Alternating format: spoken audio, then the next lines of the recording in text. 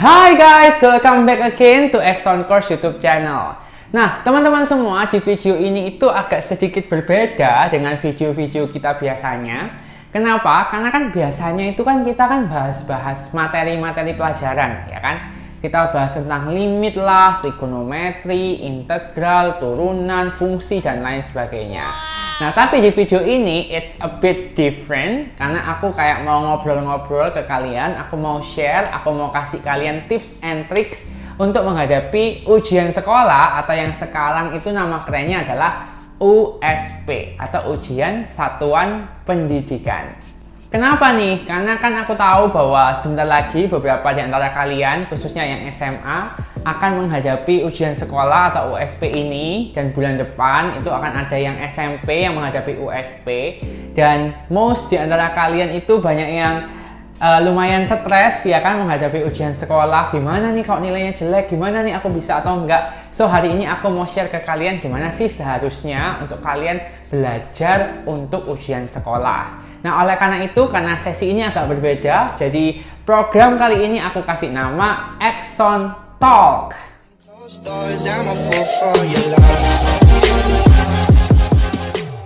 Teman-teman, untuk video kali ini aku bagi ke dalam 3 subtopik. Yang pertama adalah beda antara USP dan ujian nasional. Yang kedua, aku akan share ke kalian materi-materi yang bisa keluar di USP SMA. Oke? Dan yang ketiga, aku akan share ke kalian tips and trik menghadapi ujian sekolah atau USP. Oke, langsung aja kita ke yang pertama, beda antara USP dan juga ujian nasional. Teman-teman, seperti kita tahu kalau dulu tuh namanya ujian akhir setelah selesai semua menjalani SMA ataupun SMP itu ada yang namanya ujian nasional. Tetapi mulai tahun 2020 sudah nggak ada lagi ujian nasional. Tetapi semuanya itu diganti dengan USP atau Ujian Satuan Pendidikan. Jadi ujian satuan pendidikan ini prinsipnya hampir sama dengan ujian nasional, yaitu menguji kemampuan kita tentang pelajaran-pelajaran yang kita peroleh selama 3 tahun. Untuk SMA itu materi kelas 10, 11, dan juga 12. Oke? Nah, tapi apa sih bedanya antara ujian sekolah dengan ujian nasional? Oke, teman-teman, kalau dulu ujian nasional itu kisi-kisinya dibuat oleh pemerintah langsung. Oke, sehingga satu Indonesia ini punya kisi-kisi yang sama.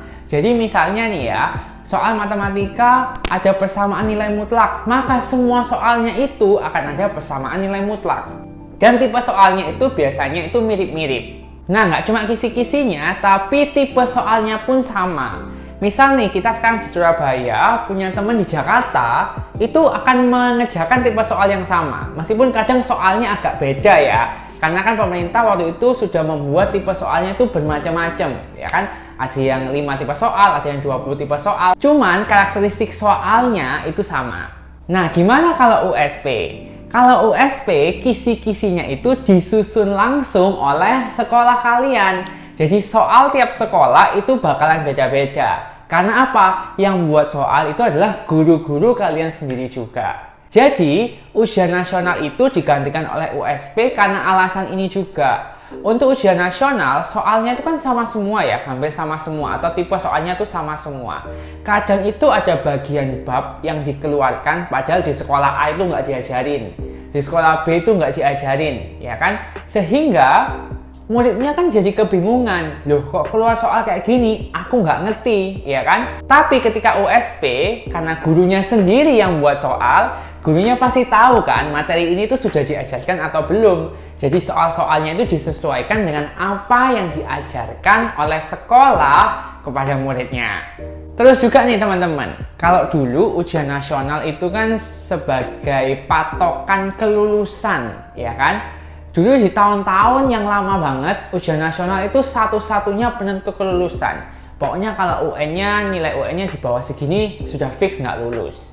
Terus ada adjustment ya. Oh, nilai ujian nasionalnya di rata-rata nih sama ujian sekolah untuk penentu kelulusan. Oke. Nah, sekarang untuk USP ini sebenarnya tetap sama sih, dasar penentu kelulusan.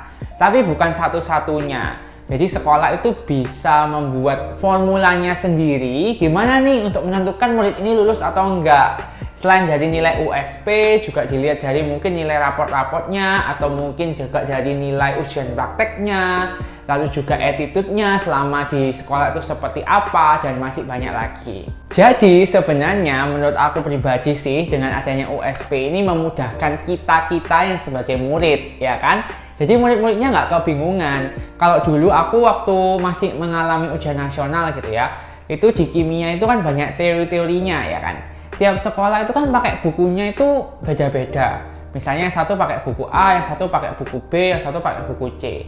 Lah, lalu waktu pemerintah buat soal itu kan ya nggak tahu ya patokannya mereka pakai buku yang mana. Sehingga tiba-tiba dikeluarkanlah soal teori itu.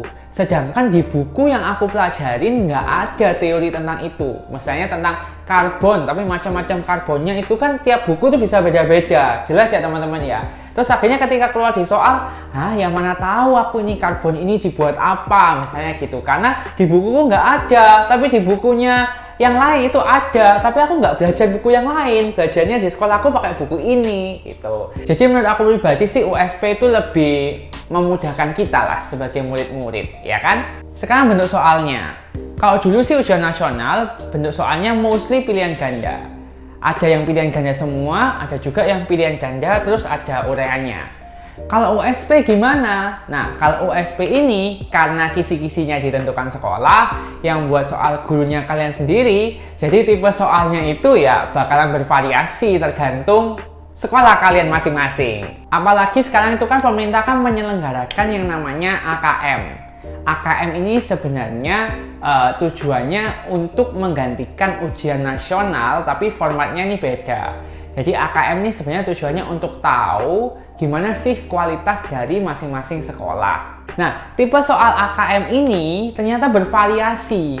Ada pilihan ganda, ada yang pilihan ganda kompleks, jawabannya lebih dari satu. Ada juga yang benar salah, ada yang menjodohkan, ada yang isian, ada yang uraian. Karena variasi-variasi soal pada AKM ini itu membuat guru-guru jadi lebih kreatif juga waktu ngasih soal. Nggak cuma pilihan ganda, isian, dan uraian, tapi ternyata juga ada pilihan ganda kompleks, ada benar salah, ada menjodohkan. Sehingga untuk USP kali ini tipe soalnya bisa jadi juga nggak cuma pilihan ganda dan uraian, tapi ada pilihan ganda kompleks, benar salah, isian, menjodohkan, dan juga uraian. Yang kedua, aku mau bahas tentang materi-materi apa saja yang bisa keluar di USP. Nah, seperti yang aku bilang tadi bahwa USP yang buat kisi-kisinya dan juga soalnya adalah guru sekolah kalian sendiri. Jadi tiap sekolah bisa beda-beda. Cuman kali ini itu aku cuma mau kasih gambaran ke kalian atau review lah buat kalian kira-kira selama 3 tahun ini kalian tuh belajar apa aja di sekolah. Oke? Khususnya untuk pelajaran matematika wajib, matematika minat, kimia, dan juga fisika. Ini nih materi kimia. Ada struktur atom, sistem periodik, dan ikatan kimia. Ada materi larutan elektrolit non-elektrolit. Ada tata nama senyawa dan persamaan reaksi. Ada stoikiometri. Lalu ada termokimia, laju reaksi, dan kesetimbangan kimia. Lalu ada materi terkait asam basa. Ini ada stoikiometri larutan dan titrasi, ada larutan penyangga dan juga hidrolisis garam. Lalu ada kelarutan dan hasil kelarutan, serta ada koloid. Setelah itu ada sifat koligatif larutan. Habis itu ada reaksi redoks dan elektrokimia.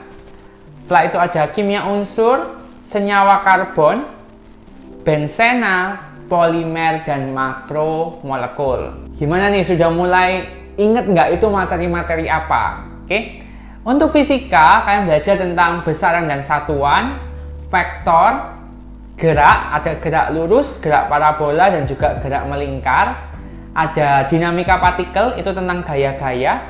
Ada hukum gravitasi, usaha dan energi, momentum dan impuls, elastisitas, hukum Hooke dan juga getaran harmonis, dinamika rotasi dan kesetimbangan benda tegar, fluida, statis dan dinamis, suhu dan kalor, teori kinetik gas, termodinamika, ini tentang mesin Carnot, lalu ada gelombang, juga gelombang bunyi dan juga gelombang cahaya, lalu ada alat-alat optik, gejala pemanasan global, rangkaian arus searah, listrik dinamis, listrik statis, medan magnet, induksi elektromagnetik, arus bolak-balik, radiasi elektromagnetik, relativitas, konsep dan fenomena kuantum, teknologi digital, inti atom, dan sumber energi. Banyak juga kan? Berarti kalian hebat loh, kalian sudah mempelajari itu semua selama hampir 3 tahun ini. Selanjutnya matematika wajib, kalian ada yang namanya persamaan dan pertidaksamaan nilai mutlak, persamaan dan pertidaksamaan rasional dan irasional, sistem persamaan linier 3 variabel, dan sistem pertidaksamaan 2 variabel, fungsi termasuk komposisi dan juga inverse fungsi, trigonometri, ada perbandingan trigonometri, aturan sinus dan kosinus, juga fungsi trigonometri. Setelah itu ada induksi matematika dan notasi sigma, program linier, matriks, transformasi geometri, barisan dan deret, limit fungsi aljabar, turunan fungsi aljabar, integral tak tentu fungsi aljabar, dimensi 3, statistika, dan peluang dan aturan pencacahan.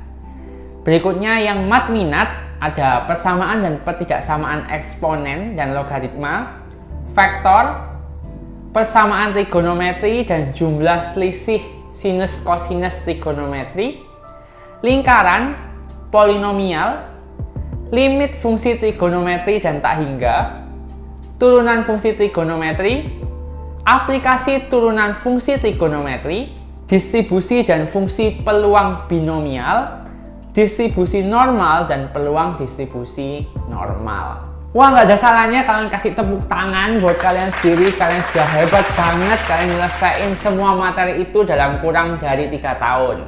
Nah teman-teman, aku mau ngajak kalian sekalian untuk poll di sini.